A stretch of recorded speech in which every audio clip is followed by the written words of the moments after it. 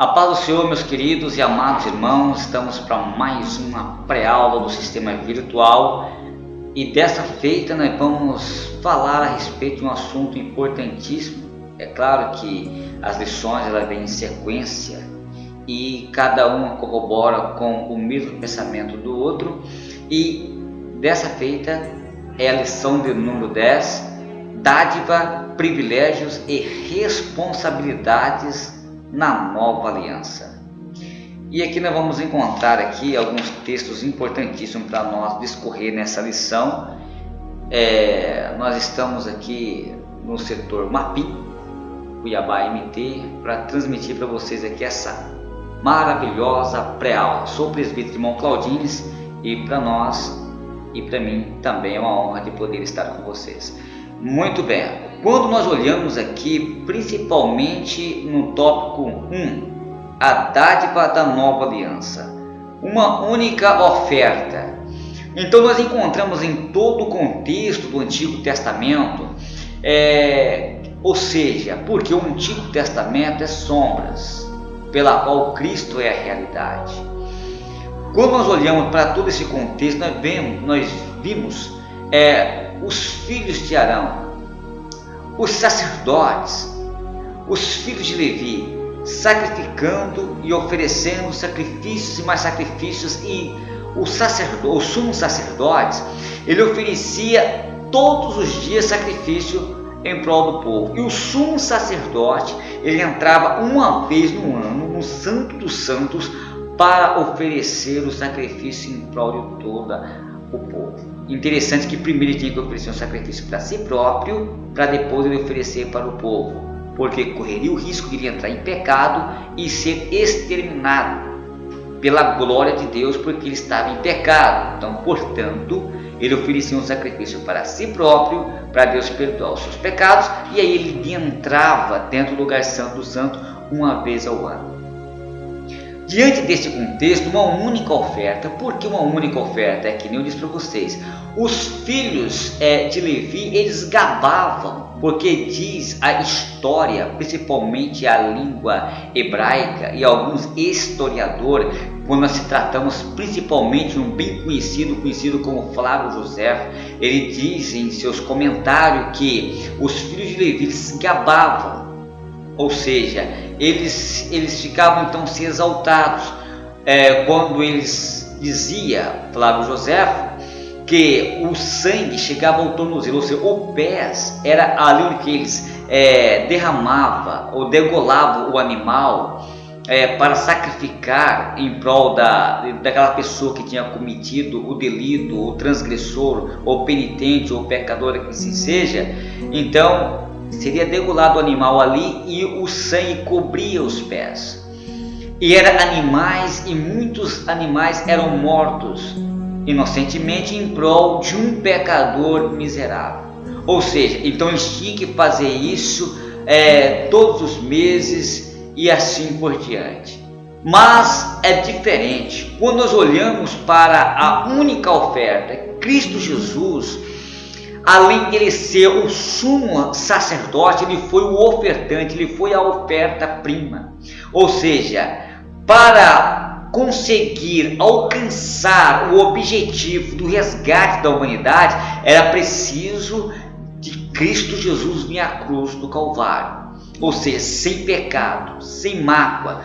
Quando nós falamos que Jesus Cristo ele é 100% homem e 100% Deus, isso quer dizer que Jesus Cristo, ele como 100% homem, ele teve o mesmo desejo que um homem normal ele tem. Jesus sofreu as mesmas perseguições psicológicas, espirituais e emocionais que um homem normal tem, mas porém ele foi tentado em tudo, mas sem cometer nenhum delito, nenhum pecado. Ele não transgrediu, e era preciso que Cristo Jesus ele morresse na cruz do Calvário, ou seja, todo o pecado da humanidade, como a Bíblia diz no livro de Romanos, no capítulo 13, verso 23, porque todos pecaram e destituídos estão da glória de Deus. Ou seja, herdaram então o que? Herdar dos nossos primeiros pais, né? A consequência pecaminosa. O ser humano, ele já nasce com a tendência pecaminosa. Uma criança, ela já nasce com a natureza pecaminosa que está pregnada na vida espiritual do indivíduo que já nasce. Por quê? Porque herdamos dos nossos primeiros pais. O que acontece? Então, quando que todos pecaram e destituídos estão da glória de Deus, era preciso que, quando nós olhamos para o Antigo Testamento, nós vemos que nem Moisés, nem Arão, nem os profetas, nem o Nazireu, ninguém conseguiu guardar a lei. Mas Jesus Cristo veio e cumpriu a lei, e ele cravou a nossa vitória ali na cruz do Calvário. Ele fez uma única oferta, não precisou de fazer outras ofertas, foi uma única, ímpar e insubstituível, porque Jesus Cristo veio para abrir as portas. O véu da separação entre o antigo pacto, entre a nova aliança, foi rompida, ou seja, aquele véu que mede aproximadamente uns 10 a 15 de espessura, que nem, segundo os historiadores, que nem 5 juntas de boi poderia rasgar aquele véu. Então, para provar que Deus, ele é Deus, que ele veio romper a barreira da separação, o véu rasgou do alto a baixo. Não foi de cima, não foi de baixo para cima, foi de cima para baixo, rasgou o véu da separação que separava o homem, já estava livre o acesso. E o interessante é que não era qualquer um que entrava no lugar santo dos santos. Não era qualquer um que entrava para poder adorar a Deus, mas precisava de alguém romper. E hoje nós temos livre acesso, uma adoração ao nosso eterno Deus. Mas veja bem, quando nós olhamos aqui no tópico 1 aqui, nós vemos aqui no número 2 um único ofertante. A oferta foi única, o ofertante também. É o que eu acabei de dizer. Jesus, ele é sacerdote e ao mesmo tempo ele é oferta. E Deus recebeu a oferta porque o próprio Filho unigênito, este Filho unigênito que é o próprio Senhor Jesus, ele veio. Quando eu sempre digo um versículo que é muito conhecido, talvez os irmãos já devem ter prestado bem atenção, quando eu olho para aqui o Apocalipse, no capítulo 13, versículo 8, é a última parte, que o Cordeiro foi morto antes da fundação do mundo. Eu vejo aqui que o propósito de Deus, o plano de Deus já estava estabelecido para que tudo venha se concretizar dentro da sua íntegra. Muito bem, meus queridos irmãos, quando nós olhamos aqui no número 3, uma única oferta feita uma única vez por um único sumo sacerdote, um dos pontos mais destacados na epístola pelo autor dos Hebreus foi o caráter único do sacrifício de Cristo Jesus. Ou seja, esse escritor aos Hebreus, ele possivelmente ele deve ter olhado para o povo judeu e ter visto tantos sacrifícios, mais sacrifícios.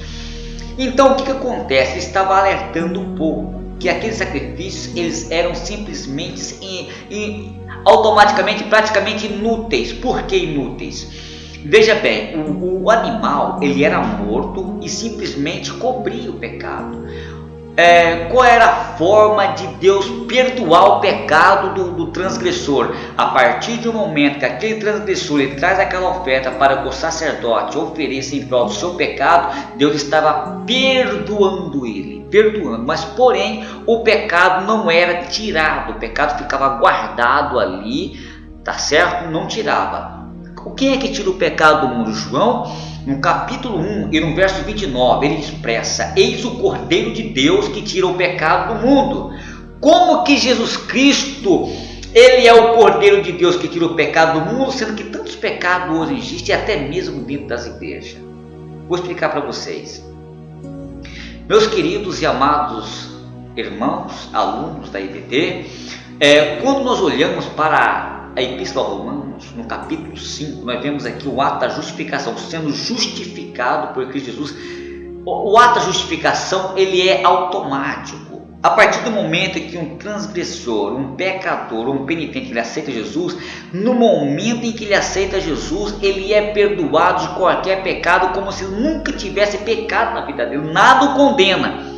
Então é neste verso que se concretiza aonde que diz: eis o Cordeiro de Deus que tira o pecado do mundo. O mundo é quem? É todo aquele ser humano que se aproxima de Deus, que reconhece que é um pecador e confessa e reconhece as suas misérias espirituais e emocionais.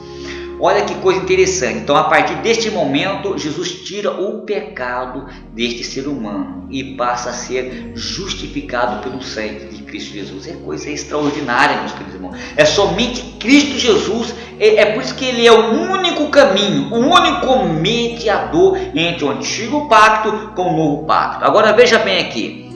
Vamos para o tópico 2. Os privilégios da nova aliança. Qual é o privilégio que hoje nós temos e que o povo do antigo pacto não tinha? Olha, o sistema regeneratório. A oferta era sacrificada, mas porém, simplesmente o pecado ele era coberto, não era tirado. Deus perdoava o pecador pela oferta mediante o sacerdote que oferecia, mas porém não ocasionava novidade de vida na vida daquele pecador. Hoje é diferente. O que acontece hoje? Qual o privilégio que nós temos na nova aliança? Ora, através do sacrifício de Jesus, Ele disse assim: olha, eu vou para o meu Pai, mas se eu não for, o Consolador não vem. Então Jesus ele é o primeiro Consolador, o Espírito Santo é o segundo Consolador. E Ele está conosco todos os dias até a consumação do século. E Ele convence o mundo do pecado, da justiça e do juízo. Ele está conosco todos os dias e até a consumação do século, o Espírito Santo. Ora, o ato da justificação ele é automático, mas o ato da regeneração ele é contínuo. A santificação e a regeneração é contínua. Ou seja, se ontem nós fomos santos, hoje nós temos que ser mais santo ainda.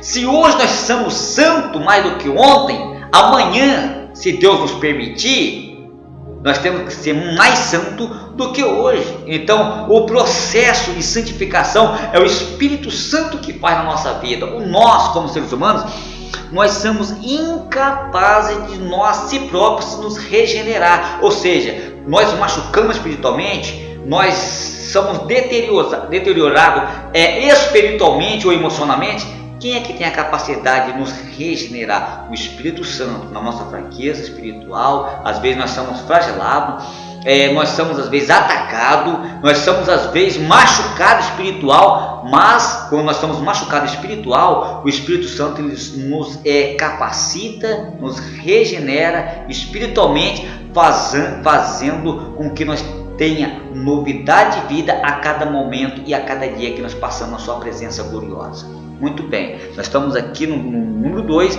falando sobre a regeneração. A adoração, olha que coisa interessante. Quando nós olhamos para a adoração aqui, ou seja, o povo era restrito em adorar a Deus no Antigo Testamento. Não era qualquer um que entrava, tinha o privilégio de entrar no lugar santo dos santos, de entrar na presença de Deus, porque lá na lei era lei por lei e dente por dente. Se errasse, pecasse, era punido severamente.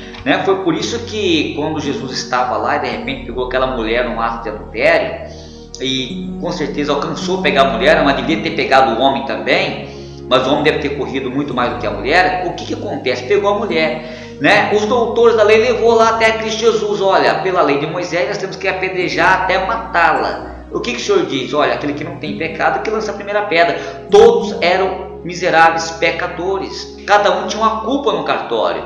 Agora veja bem, meus queridos, mas Jesus não veio para condenar, Jesus veio para que nós venhamos adorar Ele em espírito e em verdade. Foi quando aquela mulher ali, a samaritana, ela deparou com o Senhor Jesus, e o Senhor Jesus: mulher, se tu soubesse a quem é que te diz, me dá-me de beber, tu lhe pediria, ele te daria água viva. E aquela mulher: mas tu és o profeta. Aquela mulher reconheceu que ali era o Cristo, o Filho de Deus vivo. Aí aquela mulher teve um diálogo com o Senhor Jesus. Nesse percurso, nesse diálogo, aí aquela mulher disse: mas Senhor, um diz para te adorar lá em Gerizim, o outro lá em Jerusalém. E Jesus disse: mulher, o que importa é que os verdadeiros adoradores me adorarão em espírito e em verdade. Não importa aonde que nós estejamos, não importa se nós estamos de costa para o altar ou de frente para o altar, porque Deus ele é onipresente, Ele está em todo lugar, e Ele não habita em mãos feitas por mãos humanas.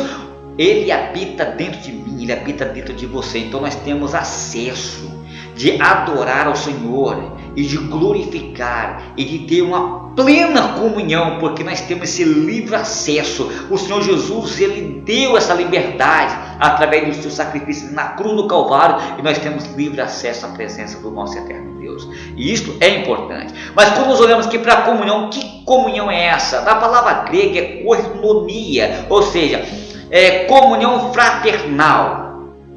Como que nós podemos estar nessa união? Ora, é preciso nós estamos ligados no corpo de Cristo. O que forma o corpo de Cristo? É a igreja. Hoje os desviados, eles inventaram uma frase chamada os desigrejados. É até bonito, né, a frase os desigrejados, mas na realidade não deixa de ser os desviados. Reúnem-se em alguns lugares, mas não tem um comprometimento sério com a palavra de Deus. Eles não podem disciplinar a si próprios, não tem uma organização sincera. É uma bagunça terrível. Ou a pessoa esteja ligada neste corpo ou não esteja ligado. É impossível que nós tenhamos uma comunhão desligada do corpo de Cristo. É preciso estar ligado a essa comunhão para participar da ceia, essa comunhão que faz esta ligadura. É importante esta koinonia. Por quê? O que é que forma o corpo de Cristo? A igreja. O que é igreja? Quando nós olhamos aqui para a palavra, a preposição ek, a preposição ek, ela vem de quê? De fora. Ou seja, e a palavra verbo kaleo quer dizer chamar, ou seja, aí vem a palavra grega que é eclésia.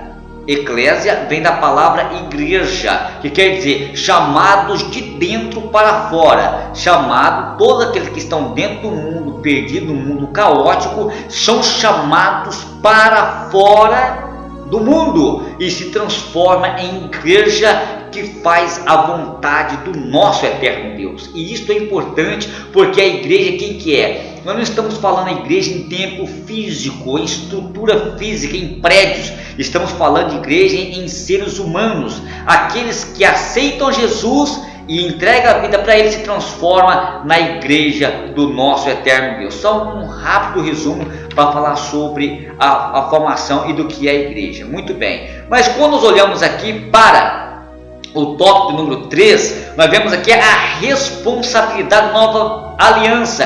É preciso que vigilância. Quando nós olhamos para o sistema de vigilância, por isso que a Bíblia diz, primeiro vigiai e depois vem o que? Orai. Vigiar está em primeiro lugar, depois vem oração, porque não adianta nada orar, e se você não vigia, meu querido, é preciso nós tomar um cuidado mais amplo em sistema de vigilância espiritual. Por quê? Porque o nosso inimigo, ele ruge como leão buscando a quem possa tragar. Ao nosso lado, ao nosso arredor, está quem os anjos que acampam ao redor daqueles que temos os livra, e ao derredor está o nosso adversário rugindo como leão buscando a quem possa tragar. E quando nós vemos aqui que a pessoa tem que perseverar, a perseverança, o povo, quando o autor escreve para esse povo judeu, esse povo que tinha o que? Eles tinham se convertido ao cristianismo. Alguns foram muito perseguidos nessa época aqui da igreja primitiva, e alguns estavam vacilando, alguns estavam distanciando, mas o autor na carta aos Hebreus estava incentivando eles a ficar na unanimidade, perseverança espiritual, para não recuar, não voltar às velhas práticas da lei, mas servir a graça, que é o Senhor Jesus. Tito capítulo 2 versículo 11, pois a graça de Deus se manifestou, trazendo a salvação a quem? A todos nós, a todos os seres humanos, indistintamente. Deus não separou, vou salvar um grupinho, eu vou salvar B, não, todos aqueles que vêm a Ele, de maneira nenhuma Ele lançará fora. É preciso que o ser humano, pela fé, reconheça que existe um Criador, e através do dom de Deus, Deus concede a cada um, e essa pessoa passa a ser uma nova criatura na presença do nosso eterno Deus, como está no livro de 2 Coríntios, no capítulo 5, versículo 17. Assim que se alguém está em Cristo, nova criatura é, e as coisas velhas já se passaram, mas eis que tudo se fez novo para a glória do nome do Senhor Jesus. Mas quando nós olhamos aqui em Mateus, no capítulo 24, versículo 13, aquele que perseverar até o fim será salvo. Ou seja, nós estamos em uma carreira proposta, Quem é que vai, o atleta ele só consegue vencer a vitória se ele romper aquela faixa, que é a faixa final. Assim somos nós. Nós somos atletas de Cristo, nós estamos na presença de Deus, mas é preciso que nós perseveramos, é preciso que nós estamos na salvação, nós estamos dentro desse navio que é a salvação. Se nós pular fora do navio, já era. Se nós estiver dentro do navio que é Cristo, nós somos salvos. É coisa dessa forma, coisa extraordinária. Nós estamos falando aqui sobre a confiança e perseverança. É preciso nós confiar. Confiar é determinar sobre a nossa vida para nós ter essa confiança. A determinação, ela tem que partir de cada um de nós, porque se não for assim, é impossível nós chegar em um porto seguro. Meus queridos e amados irmãos, quero fechar, porque essa pré-aula é um resumo, e quero dizer para vocês que o antigo pacto são sombras. Jesus, ele é o único Cordeiro de Deus que tira o pecado do mundo. O antigo pacto foi falho, foi perene, mas Cristo Jesus, ele é real, ele é verdadeiro, e a nova aliança, ela tem a sustentabilidade porque ela é eterna. O sacerdote Jesus, ele é eterno, segundo a ordem de Melquisedeque. Então, que nós ficamos não somente nesta pré-aula, mas que você possa procurar uma igreja evangélica, Assembleia de Deus, mais próxima da sua casa, porque ela vai ter uma escola dominical. Em todos os domingos vai ter uma escola dominical. Procura, porque aí sim o professor estará ali ministrando e você poderá tirar suas dúvidas pessoalmente com o seu professor ali da igreja mais próxima da sua casa, né? Que Deus abençoe a todos em Cristo Jesus e uma boa aula no próximo domingo a todos nós. Fica aqui um abraço a todos vocês e a paz do Senhor, e até a próxima, se Deus quiser. Deus abençoe.